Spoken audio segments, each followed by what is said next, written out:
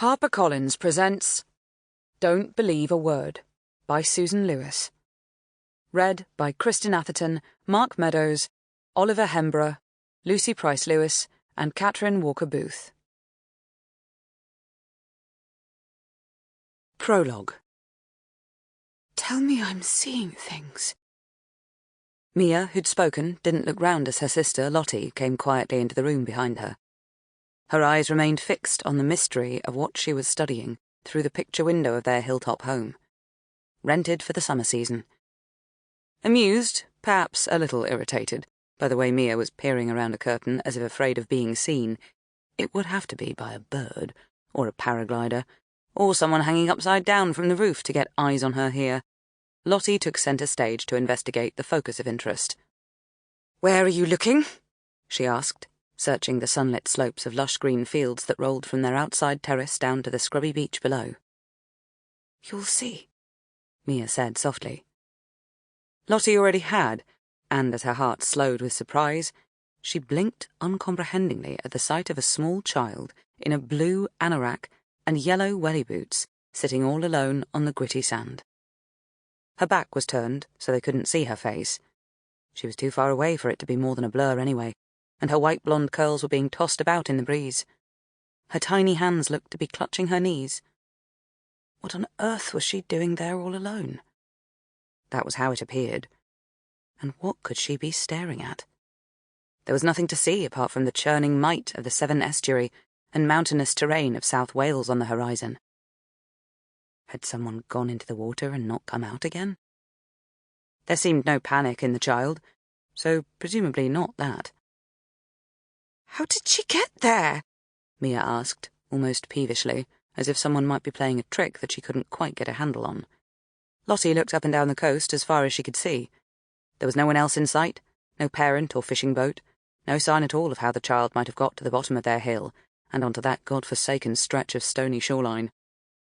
It was as if she'd been washed up by the waves and simply left there like flotsam, or some kind of offering. Mia would like that. So would Lottie, although maybe for different reasons. Of course the child must have walked. It was the only way. But she was surely no older than 2, so she couldn't have done it alone. "Her mother or someone must be nearby," Lottie said. "We just can't see them from here." They continued to watch and wait.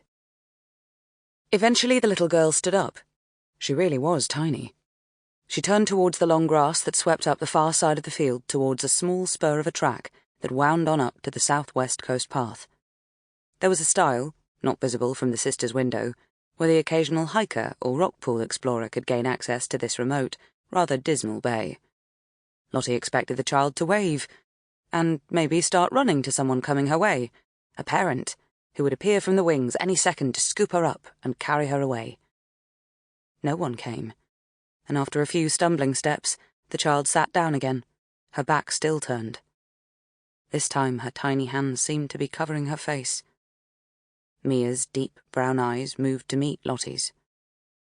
Both women were in their mid-40s, their birthdays just a year apart, Mia, Emilia, being the eldest. Both were tall and slender, with a regal sort of bearing. There the similarities ended. Mia was brown-haired and pale-complexioned, with a slightly too prominent jaw and close-set eyes. Lottie, Carlotta, with her lustrous dark curls and fine-boned features, was often described as a beauty. "She can't be alone," Mia said disbelievingly. Lottie continued to watch and wait. This was all wrong. A tiny speck of humanity alongside a vast, amorphous sea, with no one to mind her.